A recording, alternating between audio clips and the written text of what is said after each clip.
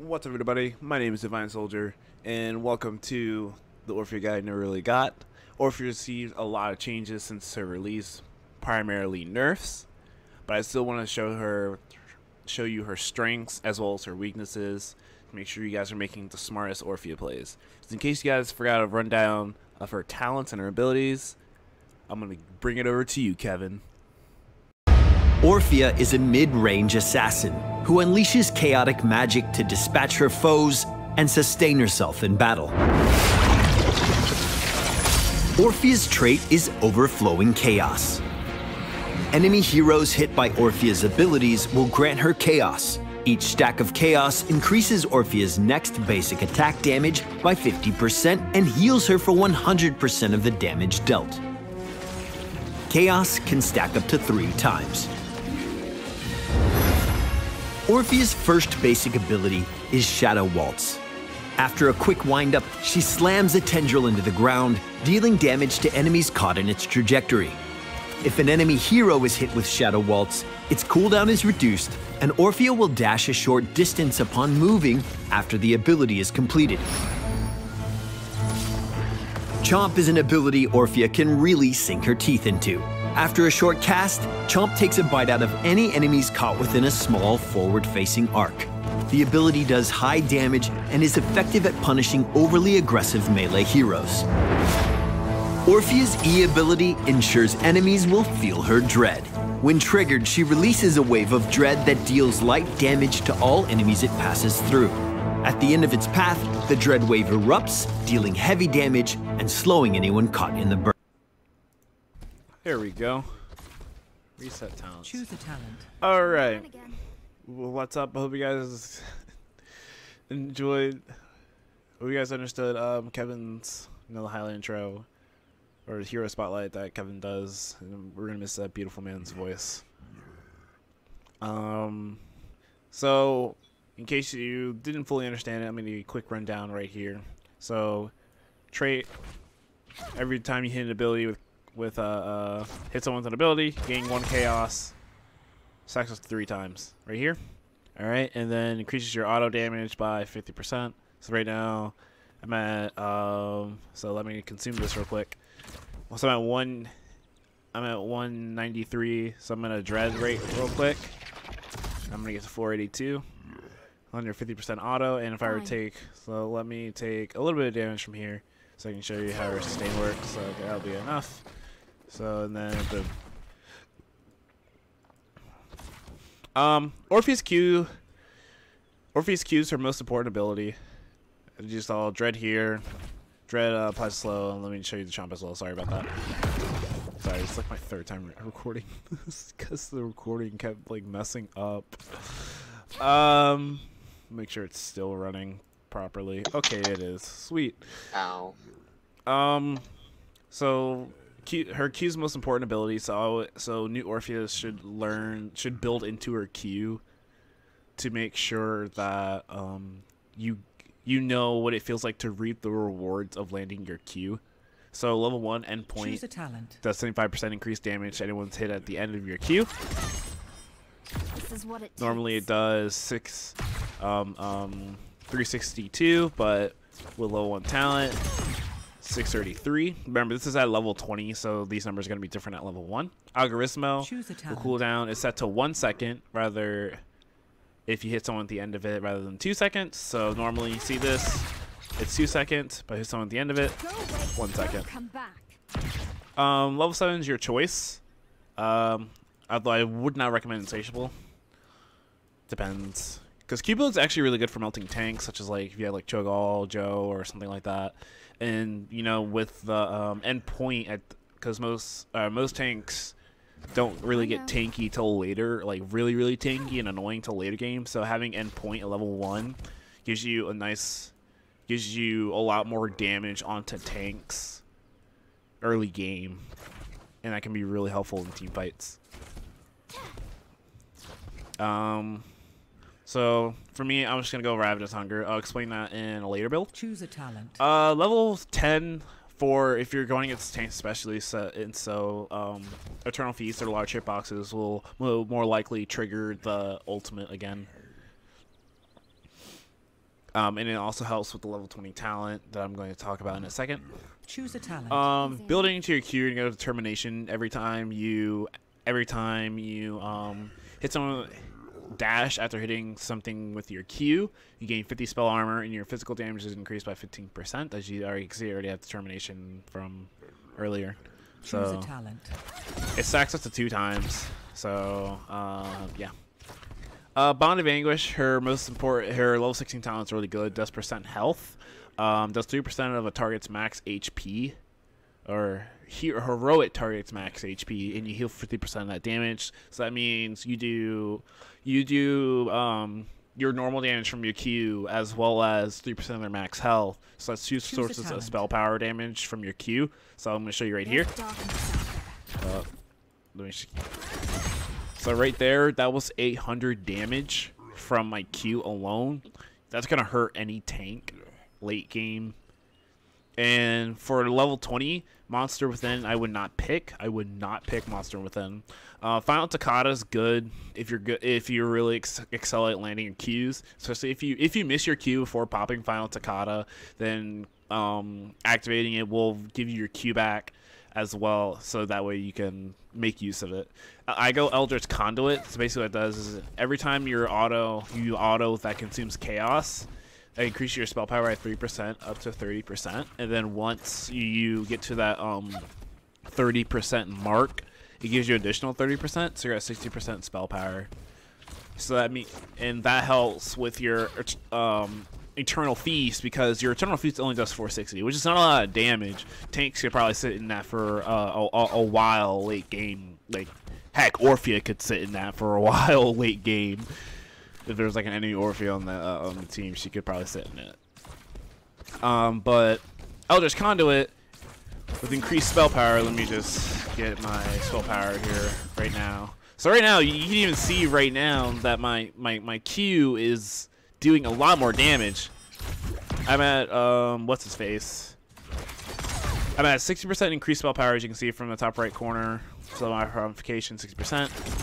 That does 850. My Q now does 850 at the tip, as well as the additional 240. So now my Q does 1,000 damage if I hit it at the end. Like, tanks cannot stay in fights for that long if I'm playing at a decent range. They're gonna, especially Cho'Gall. Cho'Gall is gonna suffer a lot from it. Like I said, her Eternal Feast, 460. Let me just make sure. I'm gonna hit this camp right here, because if I try to hit the dummy, the Eternal Feast is gonna be here all day. So it went from 460 all the way up to 737. And so that right there is, so say you start queuing on your enemies in the Eternal Feast, as well as your other abilities, because remember, this is also affected by your 60% spell power boost. My Chomp normally does 625, now it does 1,000 flat out damage. So you can tell, like, Eldritch Conduit is really, really good for increasing your damage, especially with a really good Q build.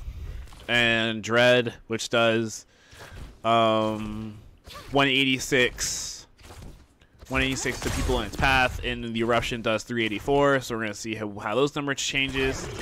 298 and 614, respectively. So Eldritch Conduit is really good as long as you have like a team that's willing to like work with you, and as long as you play it smart. Make sure that you're constantly working on it, because once you get your 60% spell power, you do a lot of damage. Because let's see, we're gonna hit this target dummy right here. Is gonna tell us our I missed. Oh no, I need to keep my stuck. So okay, so let's see. It's gonna tell us damage last second.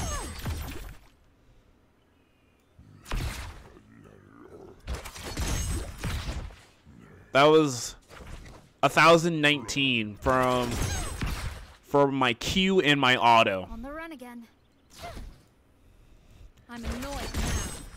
So a Joe probably has maybe, we'll do a safe estimate and say probably like 6,000 HP at level 20. I just did a 6 of her health.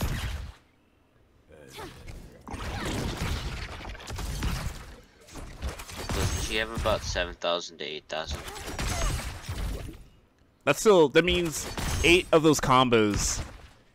And as long as I'm landing my Q on her like that, even if it's not always just the end, like if I do that like 8 times, she's dead. And that's not that hard to do.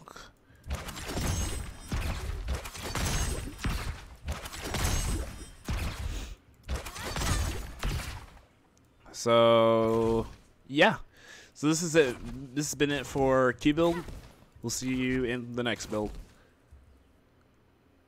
All right, welcome to Dread build. Dread build is most commonly run out of all of them, as far as I can see, especially like in higher levels of play. What this basically does is that it's good for disabling your enemies' movement and giving out a lot of follow-up damage. So you're low on talent, ancestral strength.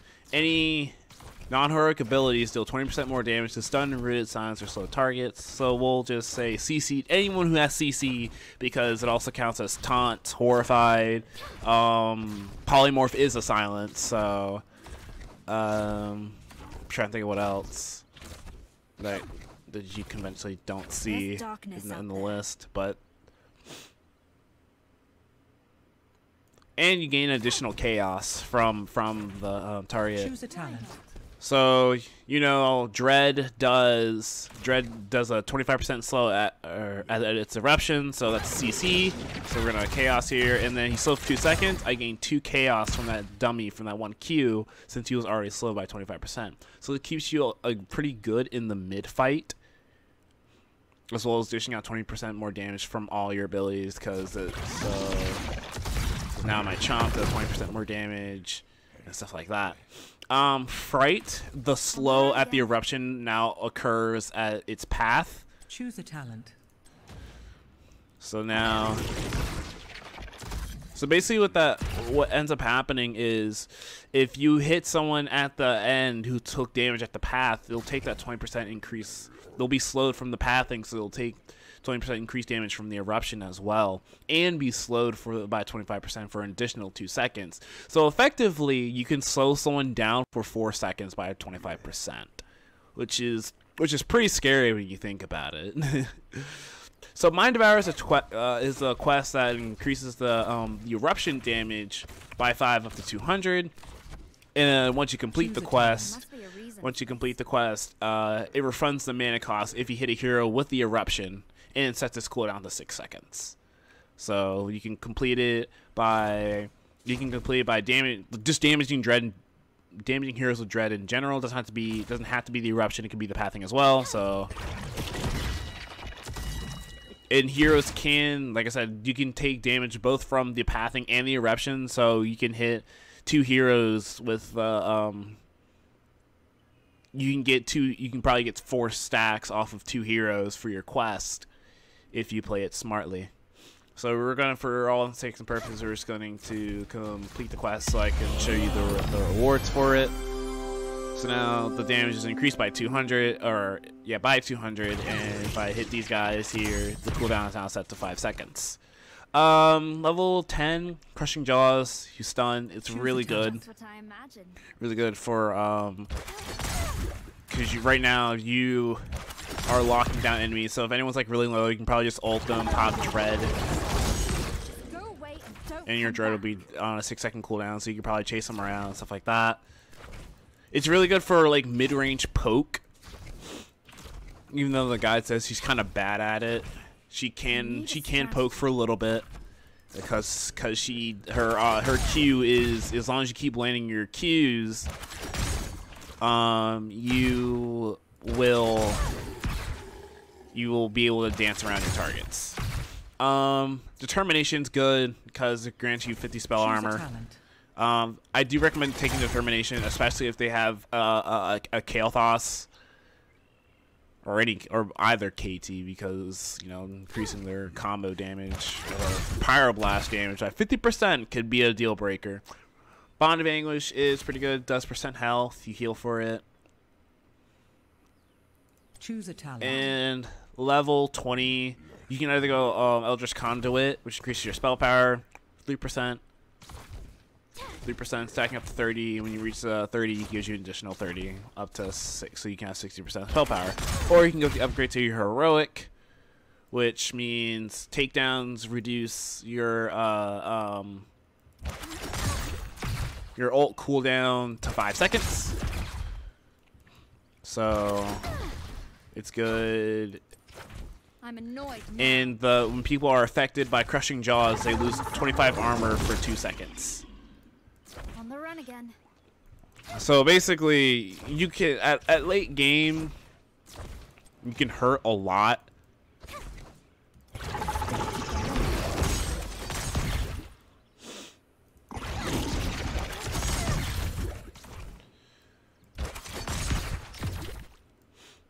So that's typically you would want to play Dread build if like you don't really necessarily have like a frontline or not a dive. You don't have a dive tank, or like it's the most popular build. It's kind of like the safest to play since it has a 25% slow. Being slowed for 4 seconds for that long is really annoying. It allows your team to catch up if like the person you slowed is really doesn't have any mobility or any like reliable escapes. Like if say you got an on the enemy team, if she misses her sleep dart, she's done for. So your team can just collapse on her because she's slowed for 25%, either anywhere in between the range of 2 to 4 seconds.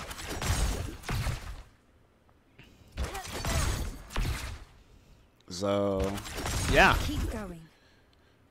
Like I said, this is not what Dread build is not necessarily what I run. I'm going to show you what I run after this build right here. So hopefully you guys will enjoy that. Recording. All right. Hello.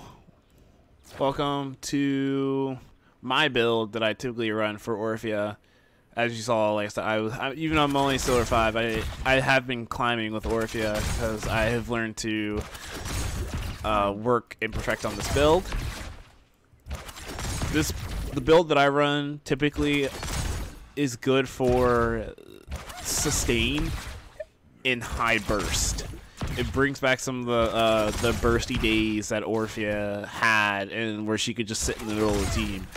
But this build, you have to do that a lot more cautiously, and it requires a little help and setup from your teammates. And it's kind of team reliant. It's very team reliant. But if played smartly, you can win pretty much every team fight if your team grants you that leeway.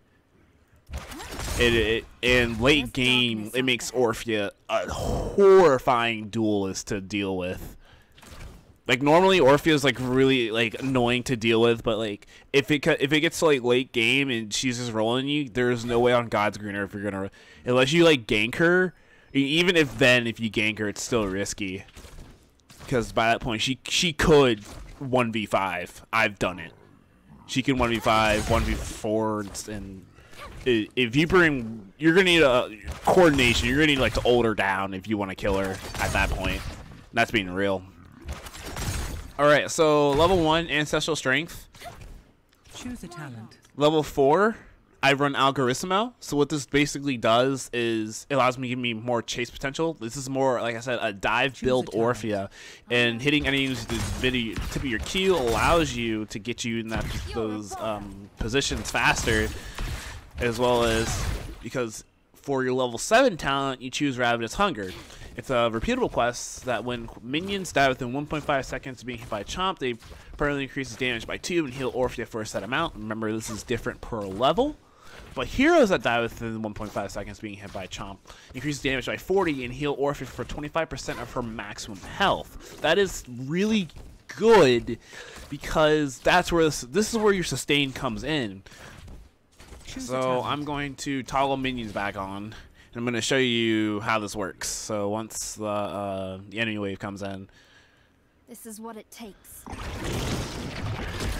go away and don't come back. So right now I got 4 minions, so I have 4 stacks. So my chomp damage bonus is increased by 8. It's a flat amount. It's not percent. Just keep that in mind. It's a flat amount, but it does get really scary when you get high amounts of it. So what we're going to do is we're going to set enemy hero to where is he? Murky.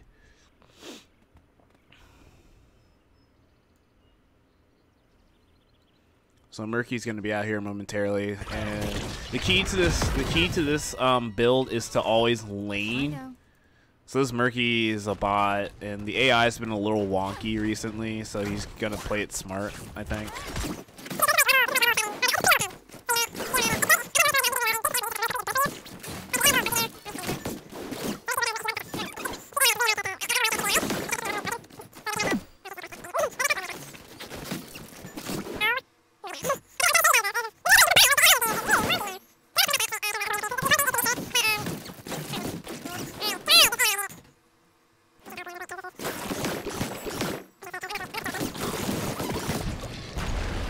Come here, you.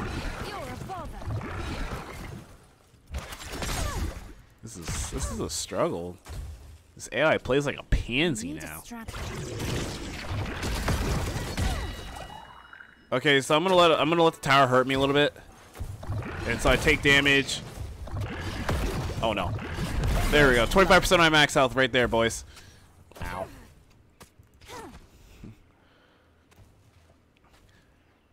So that could be it's 25% of your max health per hero. So if you hit 2 heroes, it's 50%.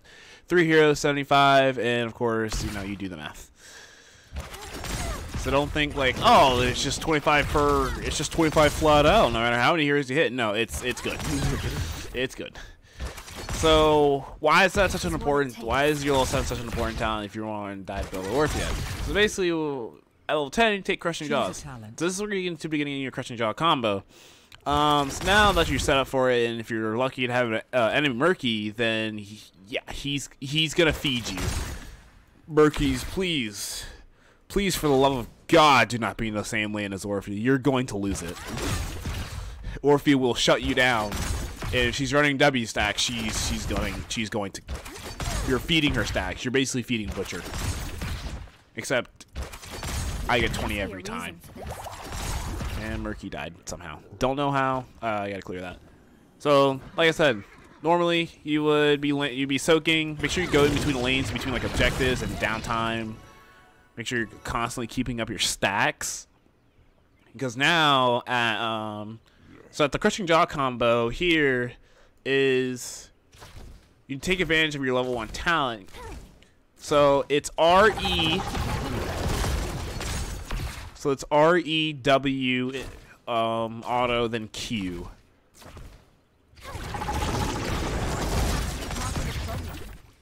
Keep in mind, notice where I am standing. I am standing directly next to the enemy. This is a really risky spot for your squishy Orphea-ness to be in, and that's why it requires really, really good setup and execution. You kind of have to worm your way to the middle of the team without taking damage. So if like your Diablo's diving in and they're all swarming your Diablo, Crushing Jaw combo. Because they're all swarming, you want them to be clumped up to get the maximum out, to get the most out of your combo. So for level 13, you take Evasive Miasma. So that gives you a little bit. That gives you even more sustaining, as well as a little extra damage into your combo.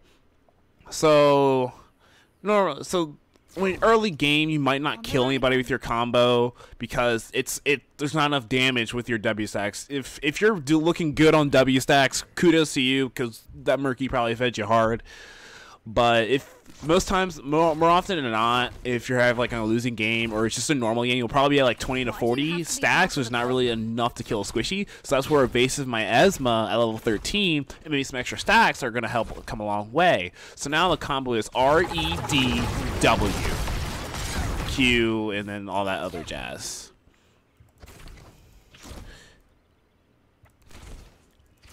16 Bond of Anguish, percent health, glorious. So level 20 is an interesting talent to pick. If you're doing, say, by level 20, you want ideally be at 100 stacks. If you're not at 100 stacks, go to Eldritch Conduit, because it with your evasive miasma, it increases your. You remember, spell power also counts for ability healing as well.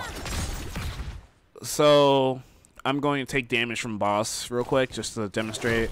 So, you know, and then I'm going to have him slap me a little bit more. Okay, that should be good enough. Okay, so I'm going to stand in the middle of here.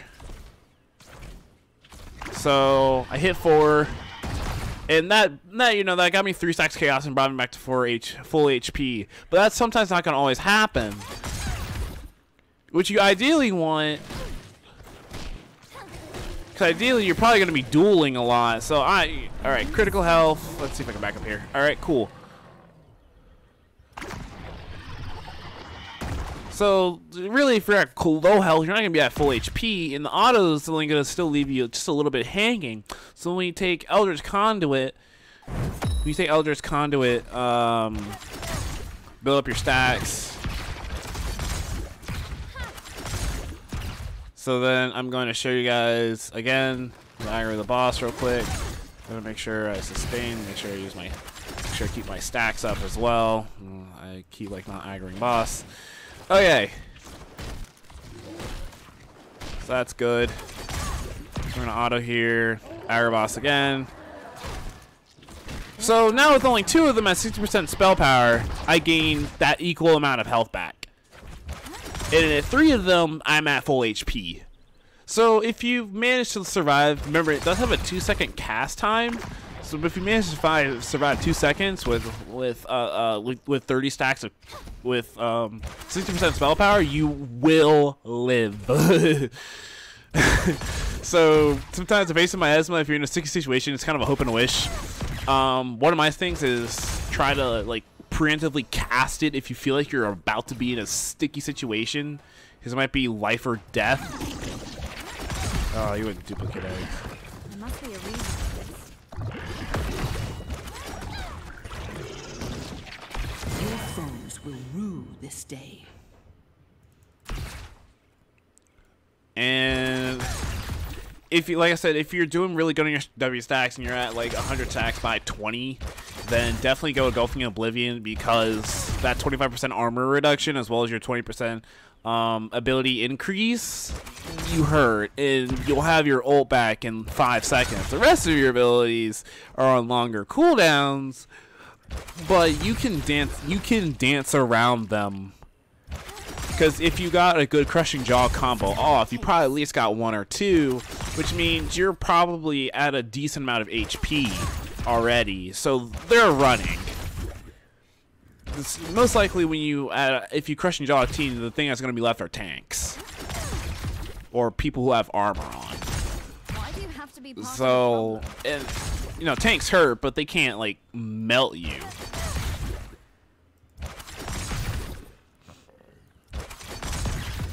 So that's what I run for Orphea. Remember, the combo is R-E-D-W, Q, and then by that point, just kind of auto. Try to squeeze in a little autos.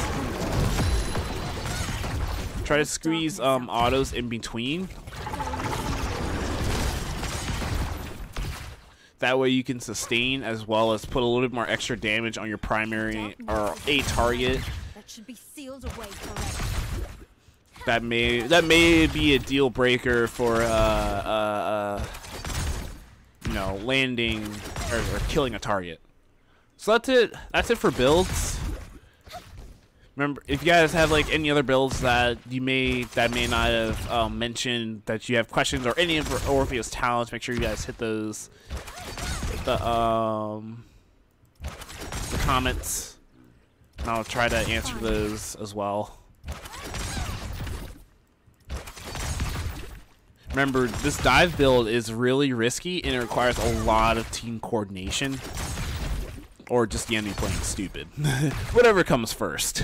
Because sometimes you can have really poor coordination, but the enemy team's dumb enough to let you do whatever to them, then yeah. Alright, hope you guys enjoyed the rest of the parts of this video, such as, you know, like gameplay for each of the builds, as well as, you know, the montage coming at the end. So, thanks for watching. Like I said, leave comments, questions, concerns down below. And thanks for watching Orphea, guys. Hope you guys enjoy, and hopefully I'll kick your ass in the Nexus. So I went ahead and recorded some fresh gameplay for you guys, so you know how this is how my most recent gameplay style is. It's still more of, it's kind of the same but more evolved than what it used to be. This was recorded as of like March 8th. It's gonna be like March 9th when I upload this video. So as you can see on the enemy team, they have Karazim, Rhaegar, Thrall, Azad, and Chromie. So off the bat, you can already tell they're gonna probably sustain through quite a bit, even though they're like not really high HP heal. They don't really have like high HPS. They still do have pretty good burst heals, and they have like a lot of movement and disabling. So that's something I need to keep in mind, and it's really going to be helpful to know when I need to go in for W stacks and how quickly I need to burst them down, and how long we can stay in team fights, because we do only have one support ourselves, which is a Stukov. So we're going to see how this game goes as I pick my level 1 talent, Ancestral Strength. So right here, I head to the Fog, so I'll play Fog War and see what my allies can do. My Maiev is running Pursuit of Vengeance, so she can dive in a little more aggro, as well as dive back out. You know, Pursuit of Vengeance, whenever she tests someone with her W, reduces her cooldown for E, in case anyone doesn't know how to play, or doesn't know how to play Maiev, or whatever. I try to follow up as much damage as I can, but we ended up losing this first team fight, like, really bad, because our support did get, like, hardcore focused in the back. I tried calling it out, but it wasn't really to avail, so at this point, I'm just kind of dancing around them. So a few minutes passed, and I decided to go top, because we weren't really doing much on bottom, and our Orphea was kind of struggling up top against the Chromie, and Orphea, Orphea is really good, you know, with her Q, just dance. So as you see here, I slowed Chromie with my Dread, got a Chaos for it, and then proceeded to dash in, which got me 2 additional Chaos. So I was around 3 Chaos. And one thing you should never do as Orphea is hold on to Chaos for too long. Make sure you always can get rid of it. Like, even if you're at full HP, because holding on to Chaos means holding on to damage, and I see a lot of Orpheas hold on to their Chaos. Don't, like, die for your Chaos to get rid of it, but if you can get rid of it, get rid of it. Our Mathiel is going to get close to dying here, but he is going to live. Like I said, this is where we're at level 6. Is like I am running my dive build Orphea because they are all squishies. This is quick match, so this is what you get. The portal messed me up. Just T-notch there. So like I said, I did go Algorithm for level 4. Try to poke a Dread. See what they got. I dance around with Thrall. You can't really take on Thrall. There are certain battles that Orphea can't win because she can't sustain fast enough. She has good auto damage, but her auto speed is a little slow, which makes sense because if it was really fast, then she would be able to sustain really frequently. So like I said, I go in for to auto the Chaos, and Mathiel is gonna he should die. Yeah, he does die here, and I go through the D portal because it got a little risky there.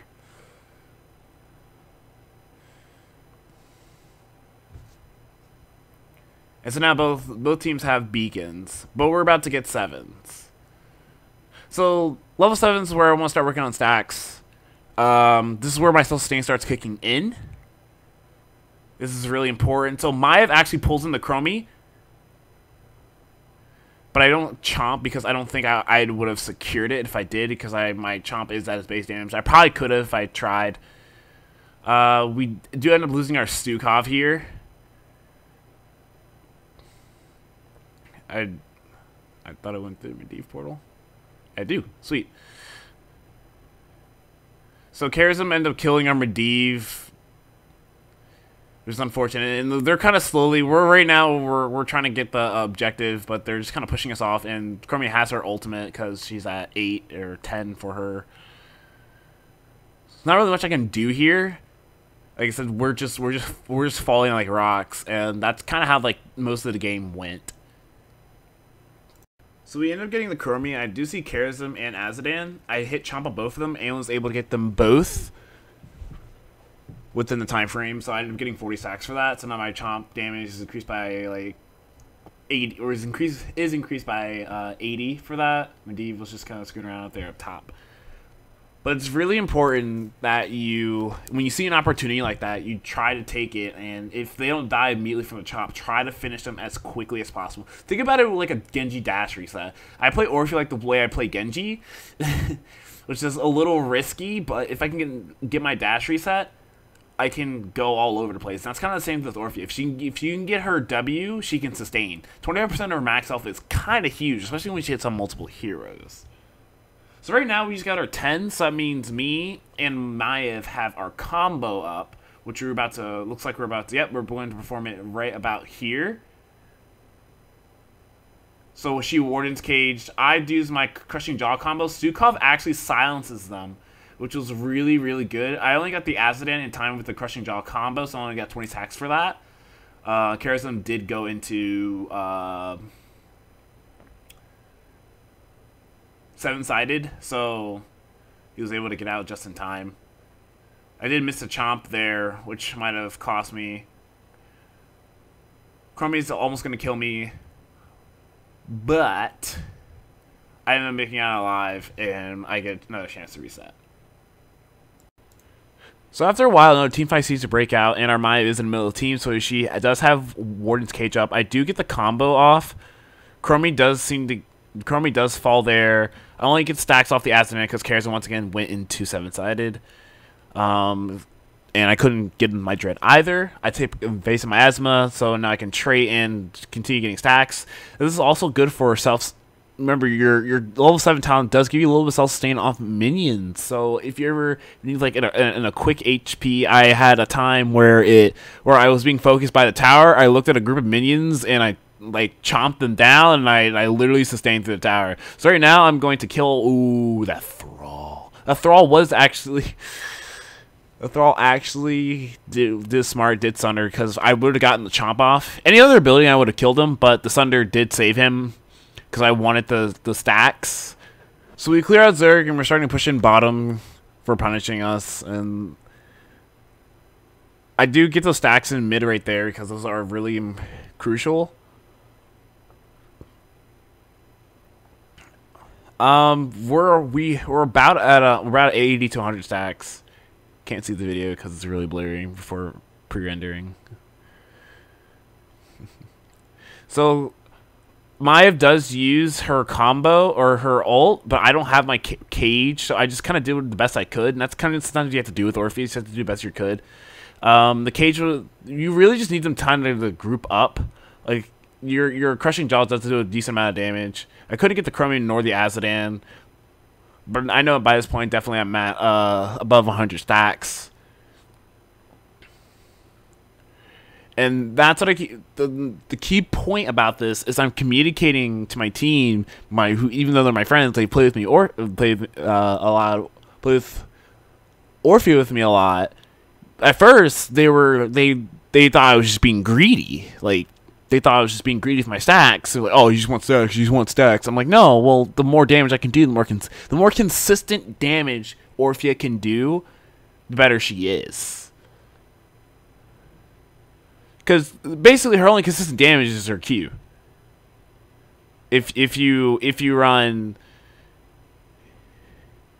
So right here, the ley line did set me up here. I was a tad late, so they were able to walk out of it.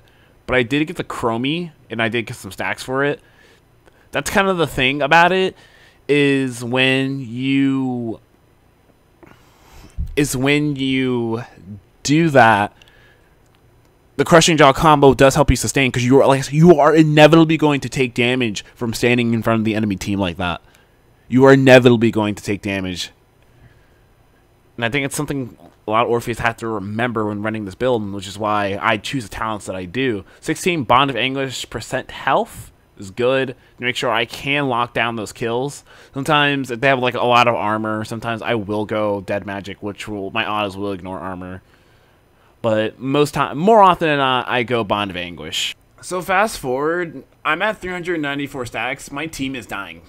So what am I going to do? I'm at 394 stacks. I'm going to start soloing. So right now, I'm counting on my self-sustain to get me through this.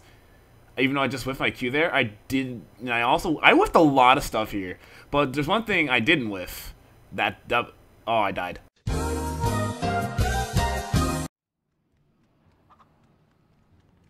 Dude, Pear's is fucking low just from third.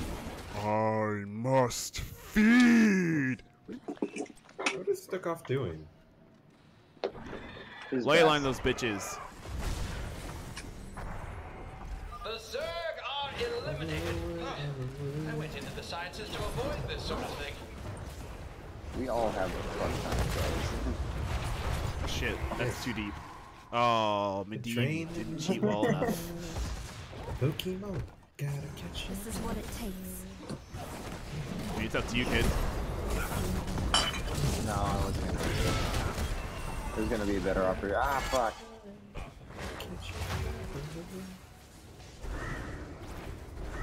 Doesn't do anything special. It's Gives just you a familiar. Gives me a friend. Everyone needs a friend.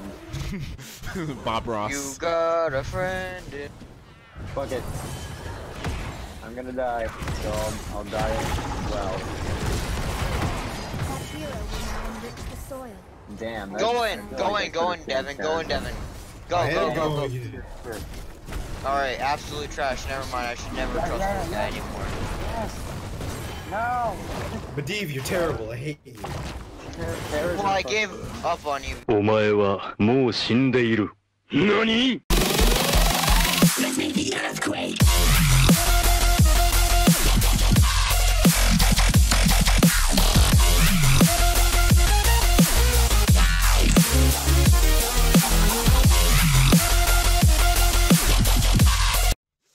Dude, come on!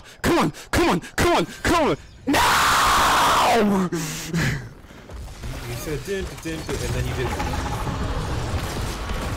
Dude, we're getting. No, I forgot to apply the Dread Wave! I forgot I wanna go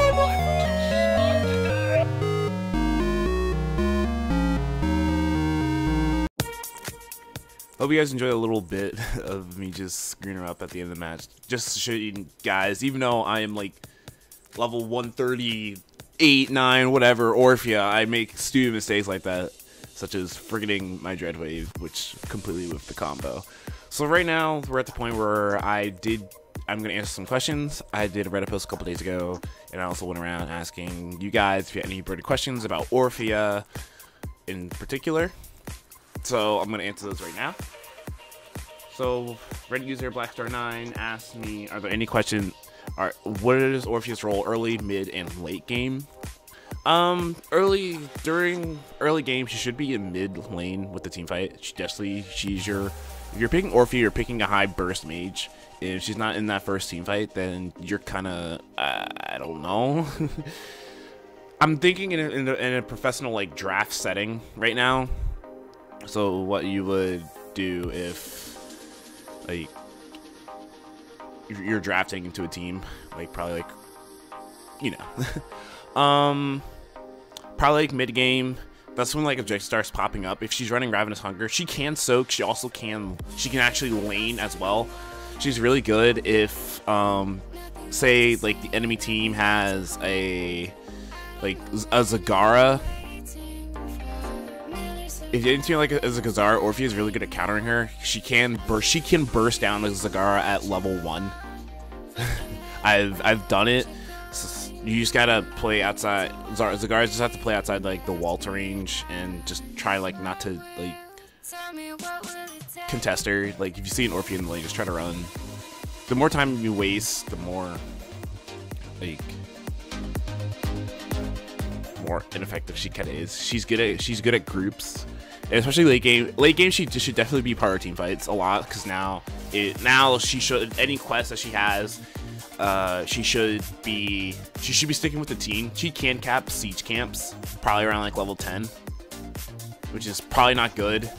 I mean, I run Ravenous Hunger, so she is running Ravenous Hunger. She can cap camps, siege camps early. 7 do not accept her to cap bruisers. She cannot cap bruisers by herself. She will need a little bit of help with that. But that's all I have to say. She should be a part of team fights. She's your main source of damage. She can break off to contest laners if she needs to, but definitely do not like try to stick her in a lane to try to soak or try to lane rather than just soak. If you're running Ravenous Hunger for 7 anyways, you should be soaking regardless. So just remember that if you're running Ravenous Hunger for 7, just to start split soaking, and it will help your team in the long run as well as yourself. Another question, speaking of Ravenous Hunger, what you should do, what are the ins and outs of Ravenous Hunger? That talent is actually really team reliant, as I said at the beginning of the video. It's really reliant on your team being able to kind of follow up or give you a space to do what you need to do. And this was come from Chronopolizy. I'm sorry if I butchered your name right there. I did love your Orphea montage that she posted like a week ago. It was oh my god, I've been trying to replicate that moment you had with the Chromie when you shadow waltzed outside of her temporal loop just in nick of time. I have not been able to do that. I'm sitting here wondering in awe if that was like a once in a lifetime thing or something you actually know, like practiced and mastered. But in terms of doing Ravenous Hunger is really good when it's really good if your team is giving you that chance to get your stacks. You always have to make sure your team is willing to give you kills, low HP targets, so you can start snowballing. Like right now, we're about to take this team fight. This is just background footage I was talking over. This is when I was playing with we had a full party of all 5 of my friends, so you know we're going ham, and that did not save the Zagara nonetheless. Ins and outs, like I said, ins, snowballs, heavy, good sustain, good sustain, 25% maximum health per hero. Outs, if your team is playing like pansies, if your tank in particular is playing like a pansy, I wouldn't recommend it. Or the enemy team comp is too tanky. If the enemy team comp is too tanky, your Ravenous Hunger is not your main source. It's kind of like when you run Ravenous Hunger, you gotta run it like Butcher does his meat. You can't rely constantly on soaking, but Ravenous Hunger is kind of requires low HP heroes. If you're having trouble getting them low, then such as like a triple tank comp against an Orphea, you want to run a Q build, which leads to the next question: is what do you do when Orpheus played in an unfavorable situation?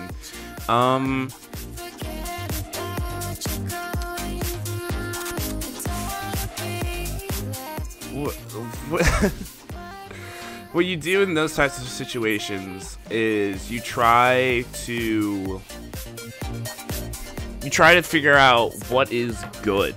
What do they have? You try to figure what do they have that could counter you. If it's heavy dive, try to stay next to your team. Don't try to go off laning. You guys will notice I didn't talk about Chomp build in this video, going like a full inter or W, because I have not figured out what works effectively in that scenario. But if I do, I would actually let you guys know. Like a really good anti-dive build, because Backbiter is not a good talent in my opinion. It's one of those talents where you really don't want to take it.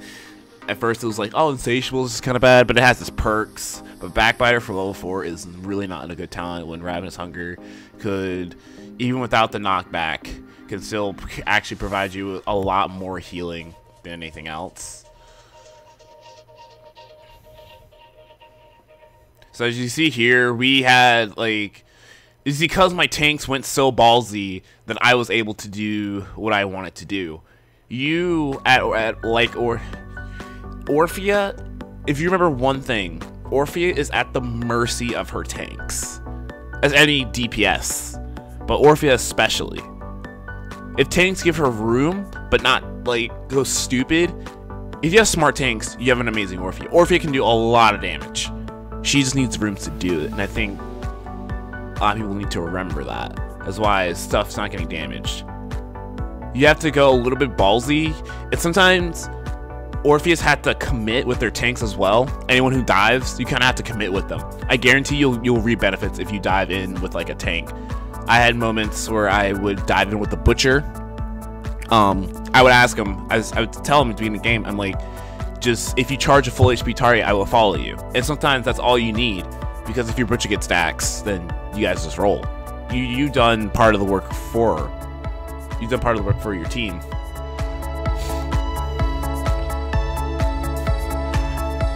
So just to wrap everything up, early, mid, late game, she can soak if she needs to. Level 7, she's running Ravenous Hunger. She should be laning, or she should be soaking constantly, split soaking, make sure she's getting minions. Tanks, make sure, or anyone, make sure you give her Ravenous stacks, or stacks for Ravenous Hunger, level 7 talent. If she runs it, it's green. Looks like her chomp, but it's green. It's really, really good, and it snowballs hard. So if you guys enjoyed the video, hope you guys have a lot of fun with Orphea. She's an amazing hero to play. And, you know, thanks for watching for this long guide. Hope to see you guys in the Nexus.